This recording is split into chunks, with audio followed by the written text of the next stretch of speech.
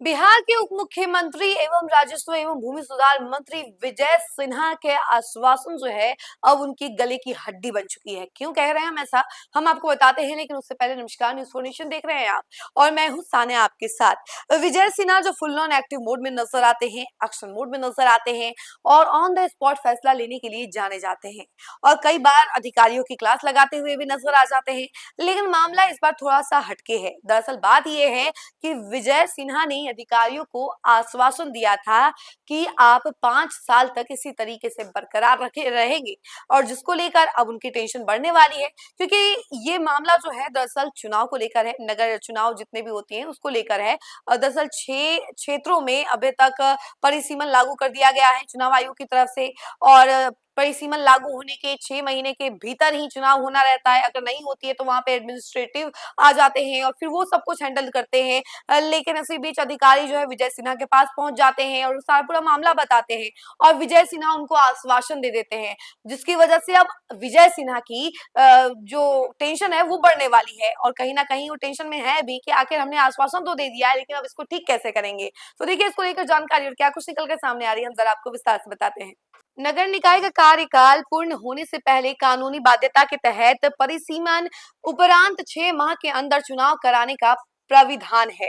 सरकार किसी कारणवश में चुनाव नहीं करा पाती है तो प्रशासक नियुक्त करने की व्यवस्था की गई है। लेकिन उप मुख्यमंत्री और नगर विकास एवं आवास मंत्री विजय सिन्हा के नगर निकायों के जनप्रतिनिधियों की मांग पर आश्वासन दिया है कि चुनाव नहीं कराया जाएगा। जनप्रतिनिधि अपने 5 वर्ष के कार्यकाल पूर्ण करने तक पद पर बने रहेंगे। ऐसे में स्पष्ट है कि आश्वासन को पूरा करने के लिए सरकार को कानून में संशोधन करना होगा। इसके अतिरिक्त कोई विकल्प नहीं है।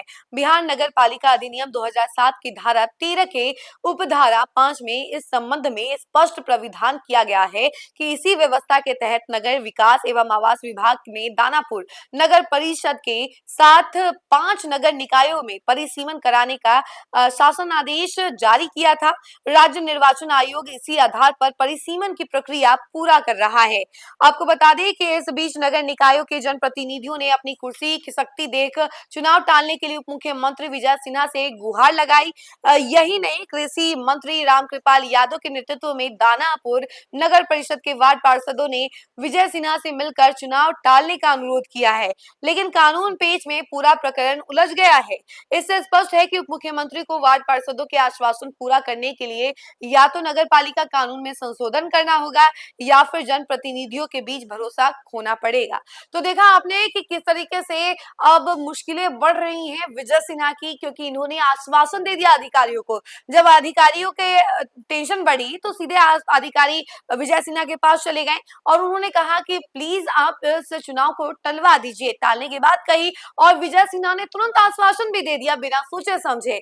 लेकिन अब यही दिक्कत उनको काफी ज्यादा भारी पड़ सकती है, क्योंकि या तो उनको नगर पालिका के जो बिल है उसमें संशोधन करना होगा या फिर चुनाव को टालने को लेकर जो बात कही है उन्होंने, उसकी वजह से भरोसा खोना पड़ेगा अधिकारियों के बीच में। और दोनों ही केसेस में विजय सिन्हा की टेंशन काफी ज्यादा बढ़ गई है। इसका भी फिलहाल के लिए इतना ही। ऐसी तमाम अपडेट के लिए जुड़े रहे हमसे और देखते रहे न्यूज़ फॉर नेशन। धन्यवाद।